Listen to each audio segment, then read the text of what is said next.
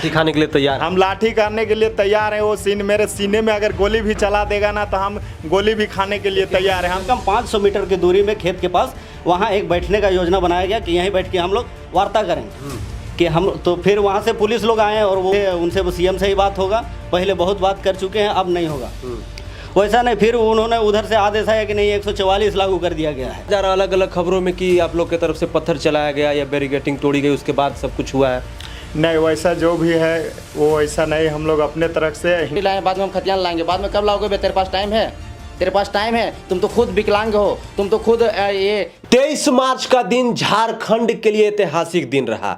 23 मार्च 2023। ऐसा इसलिए कह रहा हूं कि 60-40 नई चलतों को लेकर, नियोजन नीति को लेकर झारखंड के युवा छात्र अभ्यर्थी झारखंड के लगभग सभी जिलों से विधानसभा का घेराव करने पहुंचे थे। उसके बाद स्टूडेंट्स मतलब छात्रों में और पुलिसों में झड़प हो गई, और झड़प इतनी ज़्यादा हो गई कि लाठियां चलने लगी, लाठियां बरसने लगी, और भी तमाम तरह की चीज़ें हुई। मैं वहां पर मौजूद नहीं था, लेकिन वहां की घटना को वर्णन करने के लिए, बताने के लिए वहाँ के जो कुछ चश्मदीद हमारे साथ मौजूद है।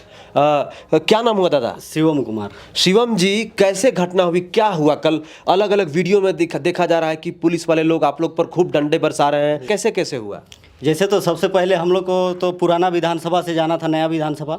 नया विधानसभा के पास जाते ही वहाँ जैसे ही पहुँचे, जगन्नाथ मंदिर के पास बैरिकेटिंग किया गया था। जगन्नाथ मंदिर विधानसभा? हाँ, रोड को बैरिकेटिंग करके रोका गया था। तो सारा लड़का लोग वहाँ पहुँचा, और लड़का लोग जो उग्र होके ज़्यादा बहुत ये हो गया, तो उग्र होके वो लोग को बैरिकेटिंग के चढ़ के पार करना चाह रहा था। फिर लास्ट में इधर का बैरिकेटिंग तोड़ के साइड से और खेत के पास आ गए थे, और खेत से कम 500 मीटर की दूरी में खेत के पास वहाँ एक बैठने का योजना बनाया गया कि यहीं बैठ के हम लोग वार्ता करेंगे कि हम। तो फिर वहाँ से पुलिस लोग आए और वो लोग वार्ता करना चाह रहे थे, तो लड़का लोग का कहना था कि नहीं हम लोग सीधे सीएम से वार्ता करेंगे। हम लोग बहुत इधर उधर। आप लोग का कहना था जैसे छात्र नेता हो गया, उन लोग का कहना था कि मतलब हम लोग सीएम से वार्ता करेंगे, है ना? हाँ। आगे क्या हुआ? तो फिर वहाँ से बहुत, उससे पहले भी एक बार दौड़ाया गया, फिर आंसू गैस छोड़े गए, फिर उनके बाद भी वही चीज़ कहा गया कि हम लोग आप लोग से वार्ता करने आए हैं, आप लोग बात कीजिए, कोई नेतागण छात्र नेता सब आइए बात कीजिए।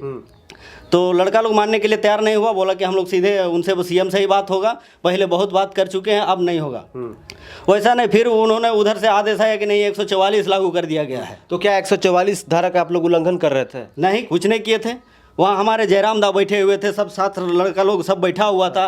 बोला जा रहा था कि नहीं हम लोग आराम से यहाँ अहिंसात्मक तरीके से हम लोग यहाँ बस वार्ता करने आए हैं, हम लोग कोई नहीं। हम लोग जो नीति आप बनाए हैं उसके खिलाफ हम लोग आंदोलन करने आए हैं, वो भी शांतिपूर्ण तरीके से। क्या नाम हुआ? मेरा दिलेश्वर कुमार। दादा, ये जैसे बताया कि आप लोग शांतिपूर्ण तरीके से आप लोग वहाँ पे बैठे थे अपनी मांगों को लेकर कि हम लोग सीएम साहब से ही बात करेंगे, तो शुरुआत कैसे हुई? मतलब बताया जा रहा अलग अलग खबरों में कि आप लोग की तरफ से पत्थर चलाया गया या बैरिकेटिंग तोड़ी गई, उसके बाद सब कुछ हुआ है। नहीं, वैसा जो भी है वो ऐसा नहीं। हम लोग अपने तरफ से हिंसात्मक रूप से कुछ भी हम लोग वैसा नहीं किए हैं। जहाँ तक ये बात है ये सरासर गलत है कि कोई भी अगर बोलता है, या चैनल वाला हो या कोई आम आदमी हो या कोई नेता भी बोलता है कि अगर छात्र लोग गलत तरीके से नियम का उल्लंघन करके विधानसभा पहुंचने का प्रयास किया और बैरिकेटिंग तोड़ने का प्रयास किया था, तो ये गलत है। हम लोग अहिंसा के रूप में हम लोग यहाँ पुराना विधानसभा से नया विधानसभा तक जाने की बात हुई थी, वहाँ हम लोग सीएम से वार्ता करना चाह रहे थे। लेकिन हम लोग जैसे विधानसभा पहुँचने लगे थे न्यू विधानसभा के पास में, वैसे वहाँ पर हम लोग को सरकार के द्वारा बलपूर्वक तरीके से वहाँ अपना सुरक्षा जवान लगा दिया, और उन लोग को बोला कि इन लोग को किसी भी हाल में वहाँ रोकना है।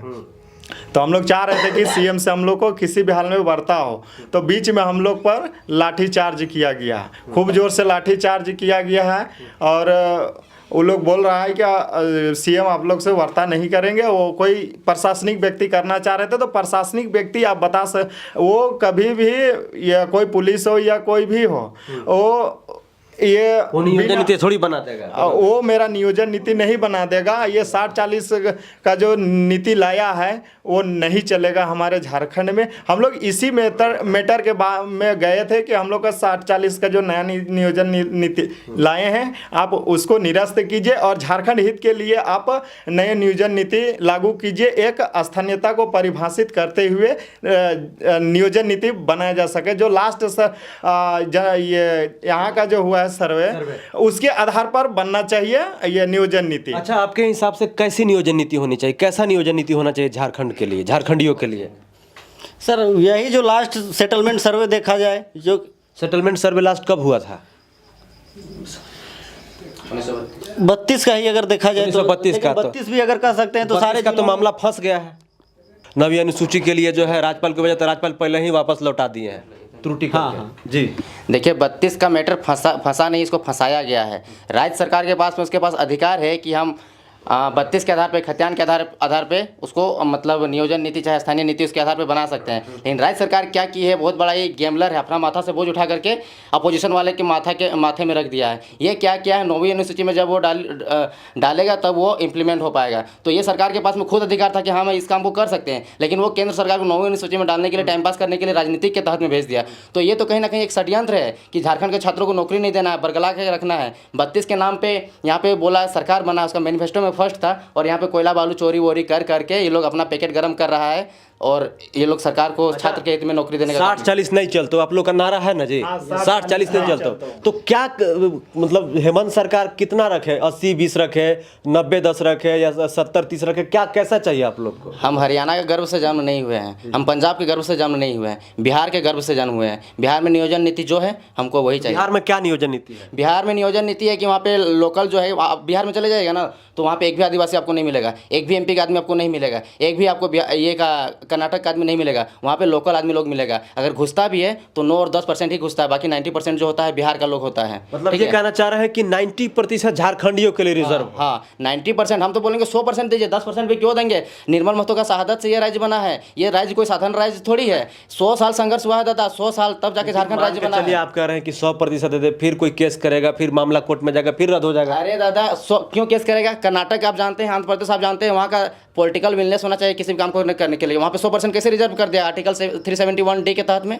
तो ये बताइए, जब सब कुछ सब जगह हो रहा है, कर्नाटक में हो रहा है, तो यहाँ क्यों नहीं हो रहा है? पॉलिटिकल विलनेस का कमी है। एक ही सब सरल उपाय है। यहाँ पे 2 बार राष्ट्रपति शासन लग गया, इतना 14-15 बार मुख्यमंत्री बन गया। कितना साल का झारखंड है? 22 साल का झारखंड हुआ है, और इतना बार बन गया। और जो भी आता है सब लूटने के लिए खोजता है। खेलगांव में घोटाला होता है, और भी कितना, पूजा सिंघल जैसे 25 करोड़, और एक छोटा सा इंजीनियर के घर में करोड़। हाँ, वो पानी पीता था फ्रांस का पानी पीता है। करोड़ों का एक छोटा सा जूनियर इंजीनियर, चाहे कलर का एक वीडियो, चाहे सीईओ है ना, तो वो उसके पास में करोड़ों का संपत्ति कहाँ से आता है? सब लूट खसोट है। जितना भी यहाँ का IAS IPS लोग है ना, वहाँ पे ट्रांसफर पोस्टिंग करवाता है करोड़ों रुपया दे के, ताकि हम झारखंड जाएंगे और लूटेंगे खसोटेंगे। आप पेपर में आर्टिकल देखे होंगे, 600 करोड़ का कोयला चोरी होता है धनबाद में प्रत्येक महीना। कहाँ से जाता है पैसा?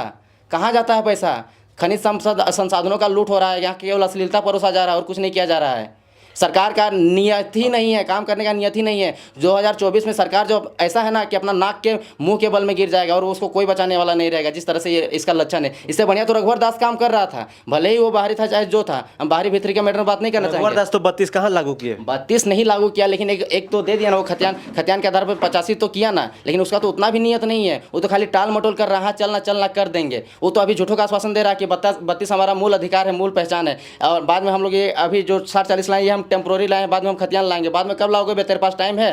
तेरे पास टाइम है? तुम तो खुद विकलांग हो, तुम तो खुद ये को बेच दिया था। तो इन लोग का खून में ही बेईमानी है। तो इन लोग को सिंगल हैंड में कर दीजिए, चाहे डबल हैंड में कर दीजिए, इन लोग का जो नियत है वही करेगा। इसलिए हम लोग चाहते हैं कि जितना भी नवयुवक लड़का लोग या तैयारी करने वाला लड़का लोग जितना भी मार खाया, अब क्या ये लोग को वोट देगा? अब हम लोग नया विचारधारा का संचार करना चाहते हैं और झारखंड नवनिर्माण का बात करना चाहते हैं। जिस तरह से महाराष्ट्र में हुआ था महाराष्ट्र नवनिर्माण, उस तरह से आप झारखंड में नवनिर्माण अलग से बनाइएगा पार्टी बने ना बने, लेकिन युवाओं का एक संगठन बनेगा। और युवाओं का संगठन इतना जोरदार बनेगा ना, चाहे वो मंत्री रहे चाहे प्रधानमंत्री रहे, कोई भी आएगा 2024 में ना, तो उसको टकराने के लिए सोचना पड़ेगा, चूर हो जाएगा।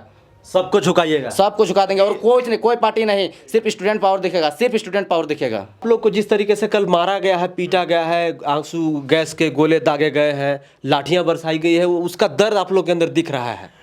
दर्द तो इतना है कि अभी वो दर्द तो कम है। जो लाठियाँ से हम लोग को जो मिली है, जो पड़ी हम लोग के शरीर में, वो हम लोग का दर्द कम है। ले उसे जो कि यहाँ का स्थानीयता को परिभाषित नहीं कर रहा है, ना नियोजन नीति को बना रहा है।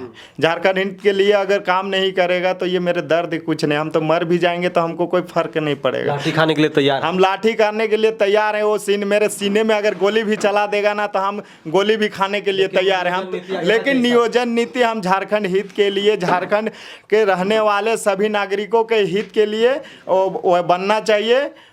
वैसा नीति यहाँ पर बने, नया नियोजन नीति बने, स्थानीयता को परिभाषित करे, हमारी पहचान दे सरकार, और नहीं तो 2024 ज़्यादा दूर नहीं है।